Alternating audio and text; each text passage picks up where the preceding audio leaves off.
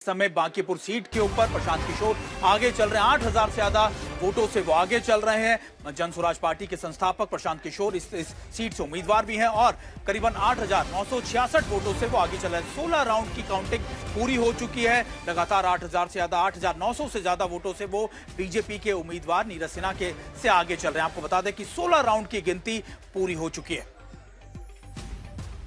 चलिए हमारे साथ हमारे सहयोगी रोहित सिंह भी हमारे साथ जुड़े हैं। रोहित सिंह का रुख भी कर लेते हैं। रोहित, इस समय आप पार्टी दफ्तर पर है जन स्वराज के, क्या कुछ माहौल वहां पर है और खासतौर पे उनके कार्यकर्ताओं में, क्योंकि बिहार के रिजल्ट आने के बाद तो ऐसा लगा था कि शायद जो कार्यकर्ता है उनका मोराल बहुत ज्यादा नीचे गिर गया था, लेकिन अभी वहां के ताजा हालात कैसे हैं?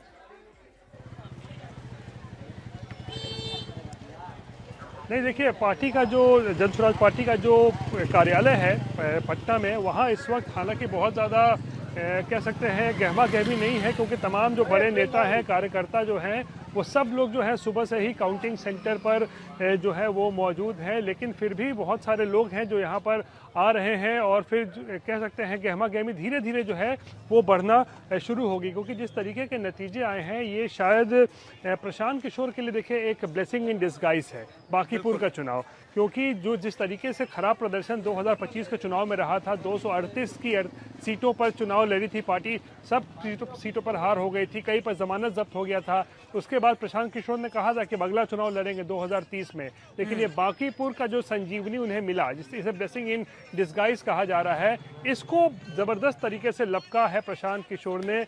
और बीजेपी ने भी कह सकते हैं यहाँ पर बहुत सारी कह सकते हैं गलतियां की है। जिस तरीके से प्रत्याशी उतारे, प्रत्याशी को बदला गया, फिर जिस तरीके से कैंपेन जो है देर से शुरू किया गया। प्रशांत किशोर बांकीपुर में 2 महीने से प्रचार कर रहे थे, उससे जब तक बीजेपी और आरजेडी ने प्रचार शुरू किया, उसके 2 महीने पहले से वहां पर उन्होंने जनसंपर्क शुरू कर दिया था। डोर टू डोर जा रहे थे, मुलाकात कर रहे थे, सभाएं कर रहे थे। तो बहुत सारा फैक्टर है जो काम किया प्रशांत किशोर के फेवर में। और 2 चीज़ जो महत्वपूर्ण वो रही, वो ये कि उन्होंने सीधा कहा था लोगों से कि भाई मुझे मौका दीजिए।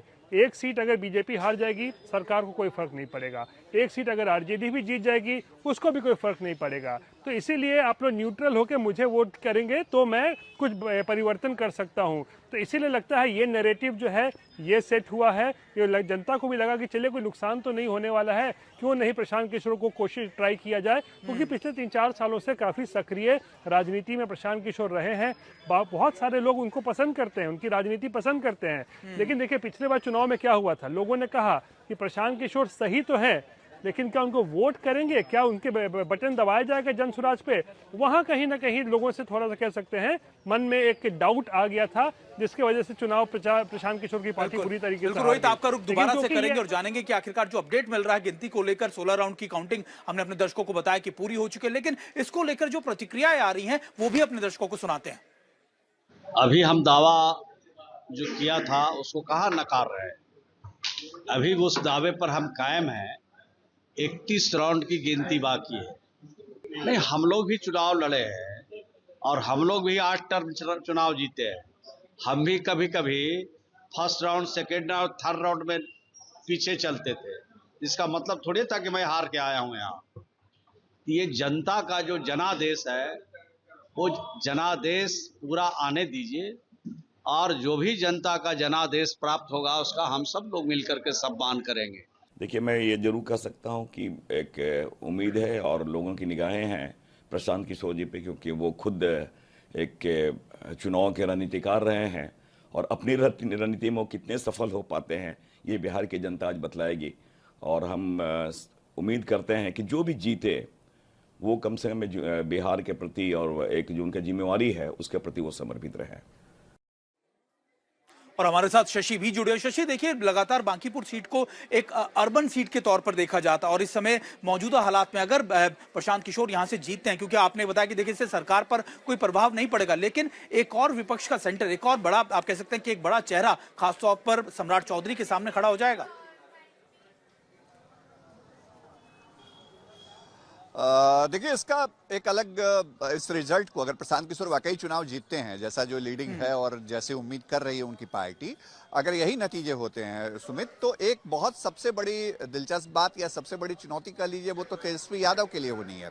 तेजस्वी यादव की पार्टी को यहाँ सबसे पिछड़ते हुए हम देख सकते हैं। मतलब तीसरे नंबर पर उनकी पार्टी, और वोट भी इतने ज्यादा नहीं है रेखा गुप्ता के, जैसा तेजस्वी यादव क्लेम कर रहे थे। और सबसे बड़ी बात, प्रशांत किशोर उस खालीपन को, उस रिक्तता को, उस वैक्यूम को जरूर फुलफिल करने की कोशिश करेंगे जो लीडर ऑफ ऑपोजिशन के असेंबली में नहीं रहने के कारण है। अब देखिए, विधानसभा का मानसून सत्र हुआ था अभी 5 दिनों का, हमने देखा तेजस्वी यादव यूरोप दौरे पे थे, वो सदन में नहीं थे, विपक्ष नाम की कोई चीज दिखी नहीं। एक इकलौते प्रशांत किशोर, भले वो अपनी पार्टी के इकलौते विधायक होंगे, लेकिन क्या वो इस स्थिति में होंगे कि सरकार के सामने विपक्ष का विकल्प बन के वो खड़े रहेंगे, मजबूती के साथ तमाम सवालों पर घेरेंगे सरकार को? और अगर वो उस वैक्यूम को भरने के साथ साथ अगर एक बड़ी तस्वीर पेश कर पाते हैं तो यकीन मानिए फिर राष्ट्रीय जनता दल या जो बिहार में महागठबंधन है ना, उसकी पूरी राजनीति बदल जाएगी। तो ये एक अलग दृष्टिकोण है इस चुनाव नतीजे को लेकर के, हो सकता है जब फोटो फिनिश हो उसके बाद। लेकिन हाँ, बीजेपी के नेताओं ने अब तक गिव अप नहीं किया है, वो हार नहीं मान रहे हैं। सन्नाटा पसरा हुआ है पार्टी के प्रदेश मुख्यालय पर, नेता उनके बयान दे नहीं रहे हैं। सुबह लड्डू कुछ कार्यकर्ताओं ने बनवा दिए थे, अब उनको मलाल भी लग रहा होगा कि लड्डू बनाने में जल्दबाजी क्यों कर दी।